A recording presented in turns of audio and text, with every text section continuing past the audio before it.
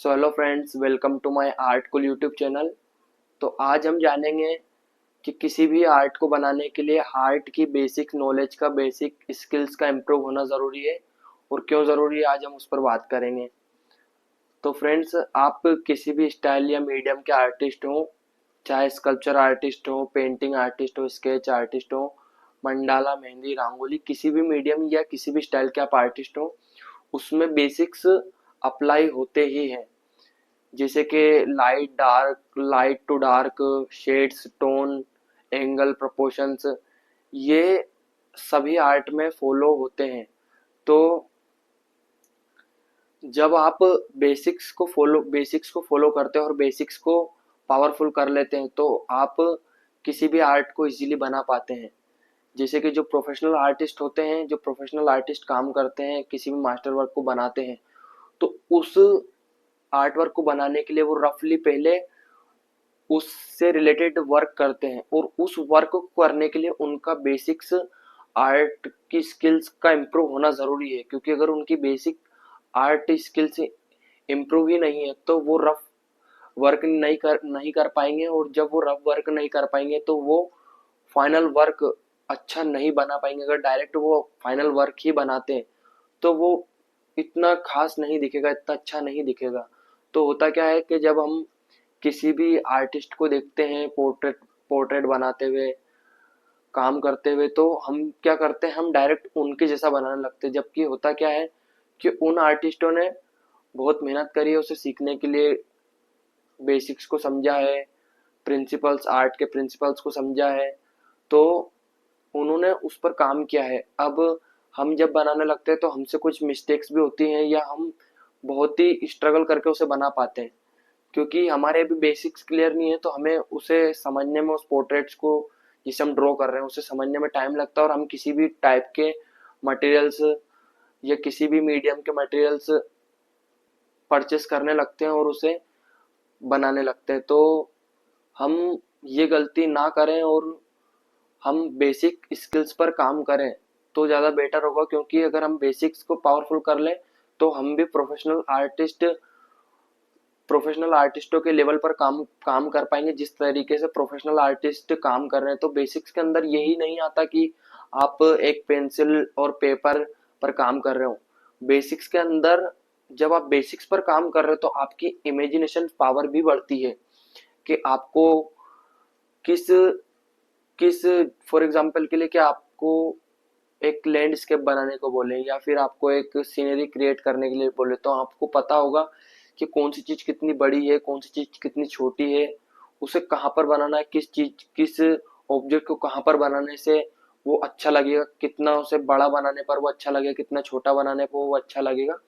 तो ये आपको नॉलेज कब आएगी, जब आप बेसिक्स को पावरफुल करेंगे, बेसिक्स स्किल्स पर काम करेंगे, जब ये बात आपको समझ में आएगी। और ये जब आप इस पर वर्क करना चालू करेंगे तो ये आपके आर्ट वर्क में, जो आपका फाइनल आर्ट वर्क है, ये उसमें दिखेगी। अगर आप किसी भी आर्टिस्ट के आर्ट को देख करके या किसी भी फोटो को देख करके अगर आप डायरेक्ट बना रहे हैं तो आप शॉर्ट टाइम के लिए तो कुछ अच्छा बना पाएंगे, बाकी लॉन्ग टाइम के लिए आप बहुत ही गड़बड़ कर रहे हो। क्योंकि होता क्या है कि जब हम एग्जीबिशन में जाते हैं और जब कोई प्रोफेशनल आर्टिस्ट है, जब वो हमारा आर्ट वर्क देखते हैं तो वो ये जज कर लेते हैं इजीली कि हमने उसे बनाने के लिए कितना टाइम लगाया है और हमारी बेसिक नॉलेज कितनी कितनी इम्प्रूव है। क्योंकि हमारी जो लाइन्स है, हमारे जो एंगल्स को समझने का तरीका है, जो हमारे आर्ट में दिखता है, तो उसमें एक कॉन्फिडेंस नहीं दिखता। क्योंकि जब हम किसी भी आर्ट को बनाते हैं तो बार बार इरेज कर करके बनाना, बार बार उसे उसे बार बार चेंज करना, तो ये इसलिए होता है क्योंकि हमारी बेसिक्स जो नॉलेज है उसमें कहीं ना कहीं कमी है।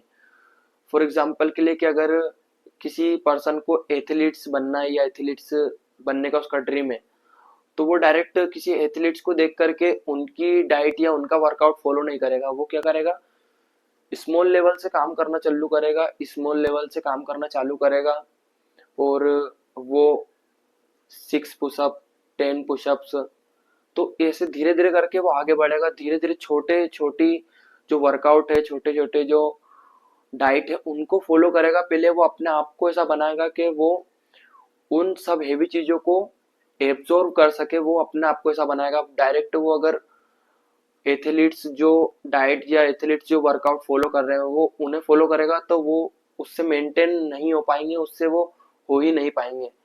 तो हमें भी आर्ट को अच्छे लेवल तक ले जाने के लिए या हमें प्रोफेशनल आर्टिस्ट बनने के लिए बेसिक्स पर काम करना करना चाहिए, क्योंकि वैसे ही प्रोफेशनल आर्टिस्ट काम करते हैं। तो हमें भी बेसिक्स पर काम करना चाहिए, और बेसिक्स पर काम करने से हमारा जो आर्ट है वो जल्दी ग्रो होता है। जैसे कि एक आर्ट होता है कैलीग्राफी। कैलीग्राफी में क्या होता है कि बहुत ही उसमें सुंदर स्टाइल से जो राइटिंग है वो लिखी जाती है। तो अगर किसी बच्चे को अगर वो बनाना सिखाएं, अगर किसी छोटे बच्चे को अगर वो बनाना सिखाएं, तो हम उसे 4 लाइन की जो नोटबुक होती है, पहले हम उसे नाम मटेरियल पे ध्यान देंगे कि हम कौन सा मटेरियल यूज कर रहे हैं। हम ये देखेंगे कि हमें उसे कैलीग्राफी सिखाने के लिए क्या इंपॉर्टेंट है। मटेरियल इंपॉर्टेंट नहीं है, इम्पोर्टेंट है कि हम उसे उस 4 लाइन की जो नोटबुक है हम उसे उसमें समझा पाएंगे कौन से लेटर्स हैं जो बड़े बनेंगे, कौन से लेटर्स हैं जो छोटे बनेंगे, कर्सिव राइटिंग के लेटर्स कैसे बनेंगे। फिर level by level upgrade upgrade करते हुए हम उसे कैलीग्राफी तक लेके जाएंगे। और कैलीग्राफी जब वो कैलीग्राफी पे काम करेगा, जब इस नॉलेज को लेकर के, तब उसकी कैलीग्राफी में एक कॉन्फिडेंस दिखेगा, एक अलग ही लेवल का उसकी कैलीग्राफी जो वर्क है वो अलग ही लेवल का दिखेगा। तो होता क्या है कि जब भी हम किसी कॉलेज के बड़े कॉलेज के बीएफए एंट्रांस देते हैं, तो उसमें जो हमारा जो टेस्ट होता है तो वो इसी लेवल पे होता है कि जो वो आपको कॉलेज में सिखाएंगे उसके लिए आप प्रिपेयर हैं कि नहीं है।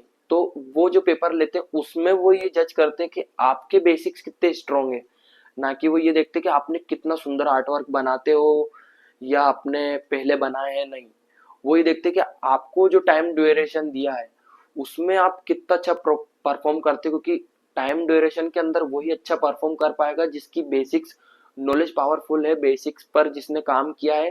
तो इसीलिए फ्रेंड्स जरूरी है कि हम हमारी आर्ट बेसिक स्किल्स पर काम करें। और फ्रेंड्स होता क्या है कि हमें किसी भी फील्ड में अगर ग्रो करना हो तो एक गोल्डन रूल होता है कि think big and start small. तो हम जो हमारी स्मॉल जो हमारी थिंक है वो है अभी हमारी बेसिक स्किल्स ऑफ आर्ट। तो हम अगर उसको पावरफुल करें, क्योंकि हमारा जो पूरा आर्ट है, जो हमारा आर्ट का करियर है आने वाला, वो हमारी इन्हीं स्किल्स पर, हमारी इन्हीं प्रैक्टिस पर टिका है। तो इसलिए हमें इनको पावरफुल करना जरूरी है, क्योंकि हम जब भी कोई आगे आर्ट वर्क बनाएंगे किसी भी मीडियम का, तो उसके लिए हम पहले उससे रिलेटेड प्रैक्टिस करेंगे और उसके लिए इस बेसिक्स को समझना ज़रूरी है। तो गाइस, अगर आपको ऐसी ही वीडियो अच्छी लगती हो, तो फ्रेंड्स अगर आपको ऐसी वीडियो और जानना हो, आर्ट रिलेटेड नॉलेज और जानना हो, तो इस चैनल को सब्सक्राइब करिए। और अगर आपको वीडियो अच्छी लगी हो तो इस चैनल को लाइक कीजिए। And do practice, chill guys, and take care, and bye bye.